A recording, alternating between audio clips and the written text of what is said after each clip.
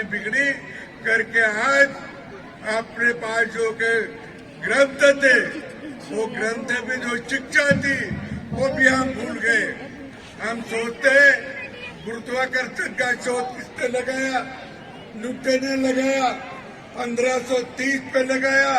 अरे उसके पहले 1150 में भास्कराचार्य ने एक लीलावती नाम का ग्रंथ लिखा है।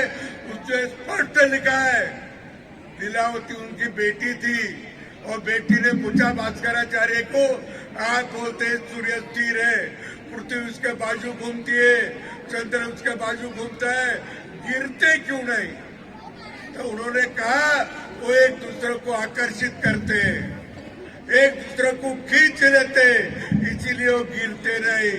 ये 1130 में 1150 में भास्कराचार्य ने लिखा है।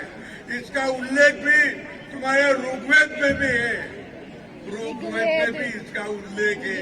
लेकिन हमारी शिक्षा हम भूल गए, हमारी शिक्षा हम भूल गए, हमारे किताब भूल गए। क्यों? तो 1000 साल तक आक्रमणकारियों ने हमारे राज किया और हमारी शिक्षा पद्धति बिगड़ी। गुरुकुल हमारे बंद करवा दिए, हमारी शिक्षा पद्धति बंद करा दी और इससे हमारे पास लिखने वाले पढ़ने वाले लोग कहीं रहे नहीं।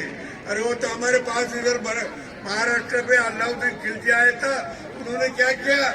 उन्होंने बोले हिंदू के पास उनको 12 मई खाने के लिए जितना फसल आएगा उतनी जमीन रखो, बाकी जमीन निकाल लो। उन्होंने यह भी कहा हिंदू के पास घोड़ा नहीं रखना। क्यों? कभी कभी तो घोड़े पे हाय करेंगे और अपने पे आक्रमण करेंगे, उनको घोड़े में बैठने की इजाजत मत दो। ये सारे प्रकार इस देश में आक्रमणकारियों ने किए, इसीलिए हमारी जो व्यवस्था थी व्यवस्था बिगड़ गई। इतनी अच्छी व्यवस्था, भारत के सोने की चिड़िया थी, भारत में समृद्धि थी, सब था, लेकिन बाहर के लोगों ने लूट लिया और यहाँ भिकार बना दिया। जब उन्होंने बोला था ना तो मैकालो ने वहाँ भिकारी नहीं, वहाँ चोर नहीं, इसीलिए बोला था, सही नहीं था।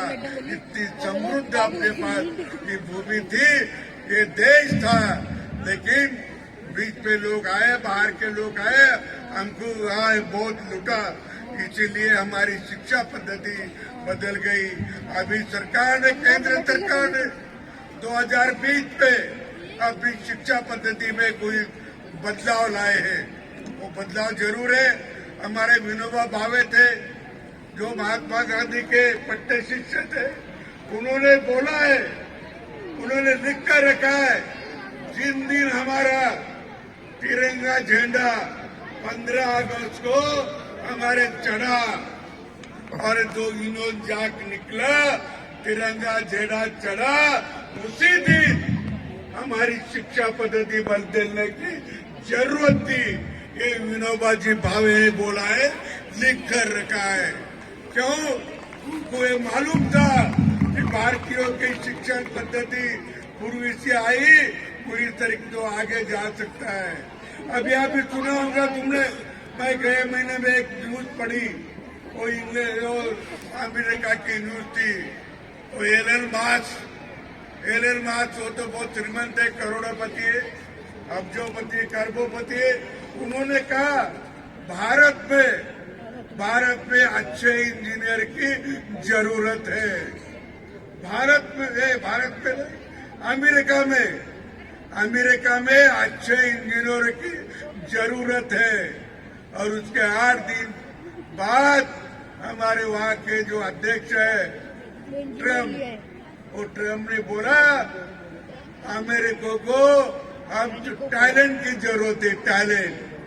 टैलेंट बोलो तो प्रतिभाशाली अच्छे लोग, इंजीनियर लोग कहाँ से लाएंगे? वो कहाँ से लाएंगे?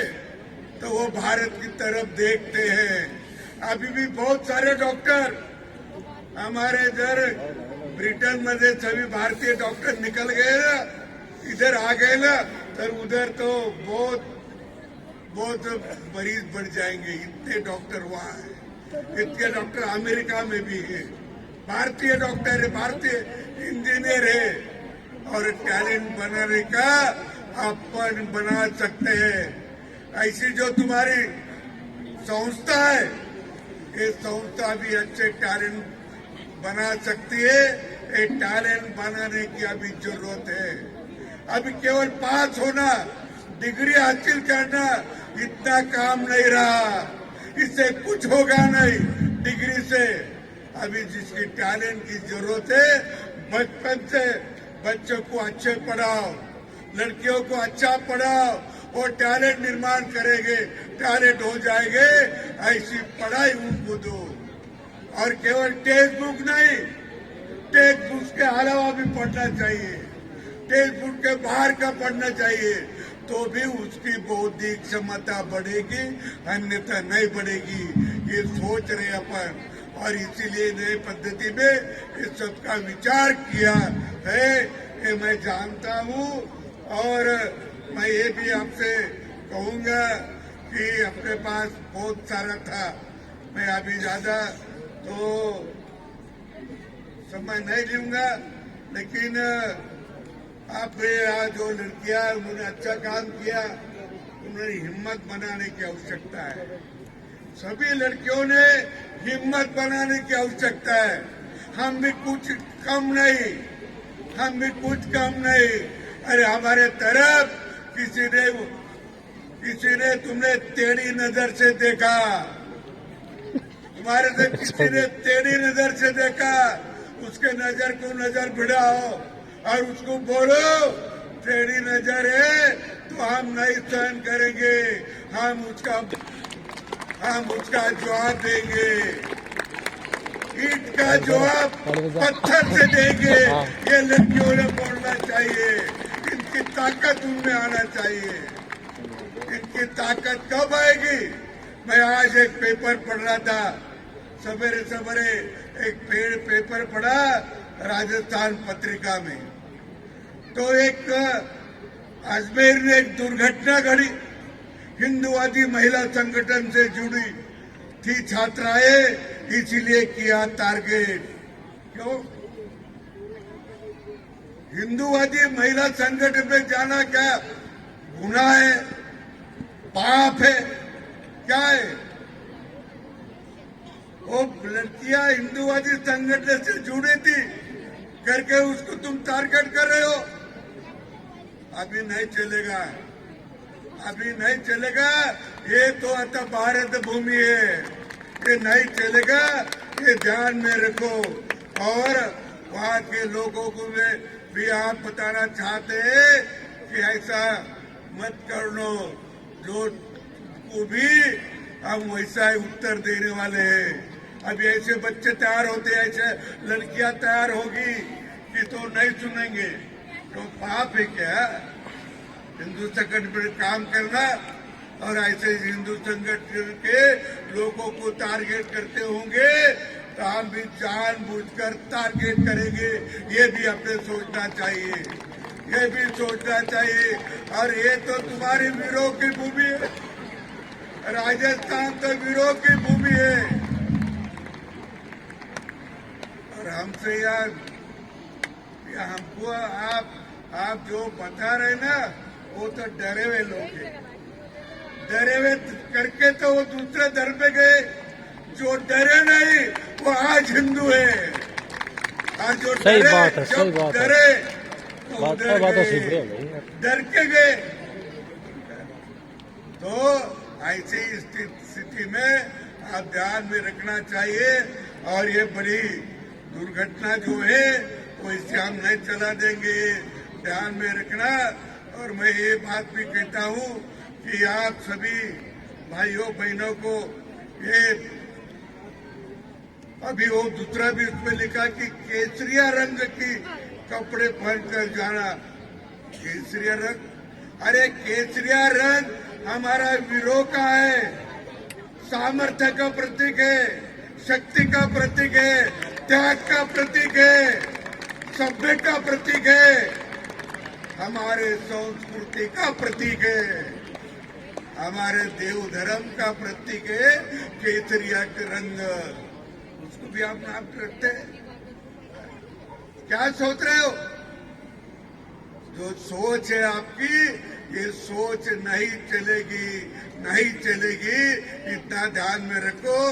और हमारे यहाँ जो यहाँ अच्छा एक कार्यक्रम हुआ, ब्रह्मा जी रे, इंदू जी सोनी रे, महावीर जी रे और हमारे स्कूल के सभी शिक्षकों ने, हमारे यहाँ के पदाधिकारियों ने जो अच्छा काम किया, मुझे यहाँ बुलाया, यहाँ आने का न्योता दिया। और मैं ऐसे स्कूल में हमेशा जाता करता हूँ कि अभी स्कूल में, अभी जो स्कूल में अच्छा तरह से शिक्षा हो गई, तब आगे 20-25 साल में उसका रिजल्ट मिलेगा, 20 साल में उसका रिजल्ट मिलेगा। और ये अपन तय करना होगा कि भारत का जब स्वतंत्र की शताब्दी मनाएंगे 2047 को, जब यही लड़के जो अभी स्कूल में है वही भी टैलेंट हो गए, भारत का उत्थान करेंगे, भारत के प्रति अच्छा काम करेंगे, ये सद्भावना करता हूँ और मेरे वाणी को विराम देता हूँ। धन्यवाद।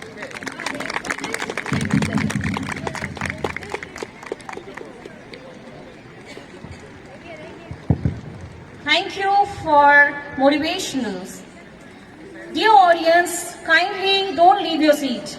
Now, I would request Secretary DSS Ranva Sir and Revier Principal